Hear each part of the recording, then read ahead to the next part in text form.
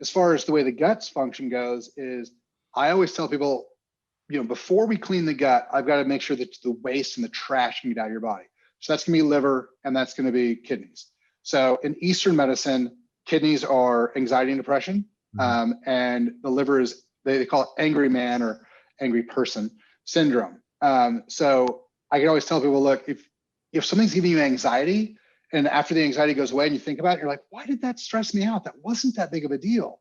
Or on the liver side, if something really pisses you off, whether you explode on somebody or not, and then later you're like, that wasn't a big deal. Why did I get so angry? Your liver's dirty. So, you can do all sorts of different supplements to clean it up. My favorite thing, the cheapest, fastest, easiest route is a coffee enema. So it's funny because people are like, it's my favorite. So I gave a lecture one time to a bunch of people and somebody brought their husband who's an MD. And so the guy's all smug and then so I get done talking and he's like, do you know how far the colon is from the liver? And I was like, the exact distance of the hepatic portal system. And I just kind of looked at him and he was like, what? And I was like, you understand why the colon is there, right? The job of the colon is to suck all the fluid out of the fecal matter so you don't dehydrate and die every time you have a bowel movement.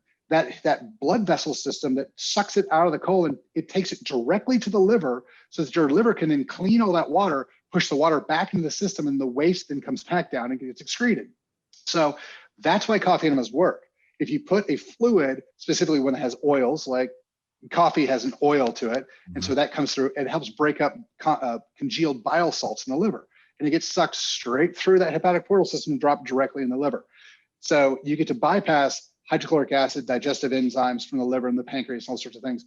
That's why they're so powerful. That's why they work so well, is because it's literally almost designed 100% directly so we can address the liver with them. Wow. Now, in this country, it's a little hard to talk people into doing that. Sure. So, so we have other routes of cleaning the liver. Yeah. I almost said no shit. Well, I mean, I did now, but all right, carry on. So obviously we have other routes of doing it. You've got Nanai's milk thistle, turmeric with ginger.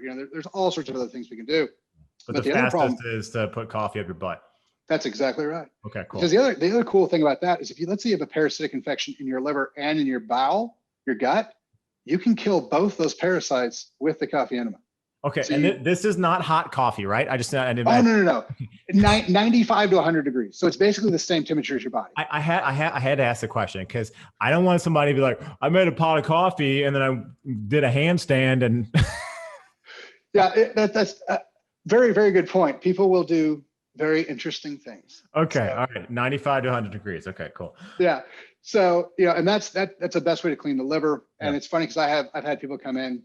And they're like, I can't sleep. So sleep is also, if you wake up between 2 and 4 in the morning, that's a liver problem.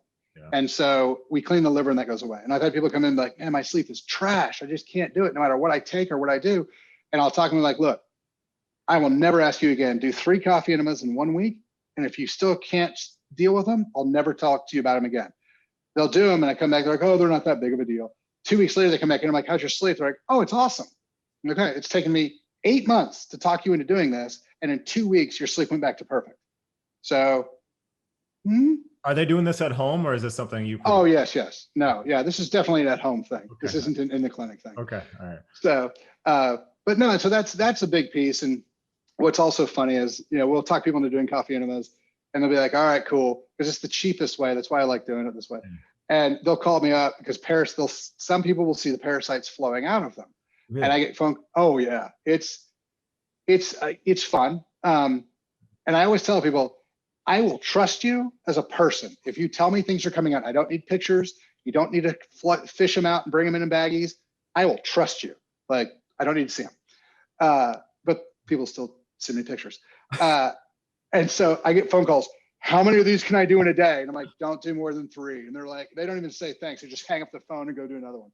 So, because people are so freaked out by the stuff that comes out of them. But that's really cool because afterwards they come back in and they're like, I'm a different person. So the IBS, the celiac, those we've done phenomenal things with the coffee enemas. And you can fix those things for a couple $100. Like these massive, massive problems that we spend all day talking about, a couple $100 in a month, cleaned out. And once the parasites are gone, we like to rebuild the gut with a little collagen, some probiotics. If the probiotics are dead, what ends up happening is the yeast always takes over. So you've got to do like a black cumin seed, biocidin, something to push back on. Diflucan's fine. It's cheaper to push back on the overgrowth of yeast while you feed the gut the probiotics so that the balance will come back together. And then after that, like 2-3 months, 2 to 3 to 6 is usually what we spend on IBS and celiac, and it fixes it up pretty good.